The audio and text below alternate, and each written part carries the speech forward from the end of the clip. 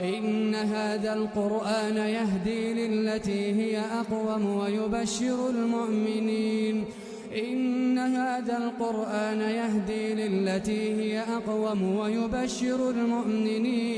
ويبشر المؤمنين الذين يعملون الصالحات أن لهم أجرا كبيرا وأن الذين لا يؤمنون بالآخرة أعتدنا لهم عذابا أليما.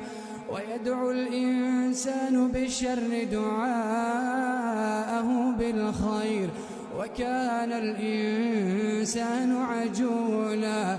وجعلنا الليل والنهار آيتين فمحونا آية الليل وجعلنا آية النهار مبصرة لتبتغوا فضلا من ربكم ولتعلموا عدد السنين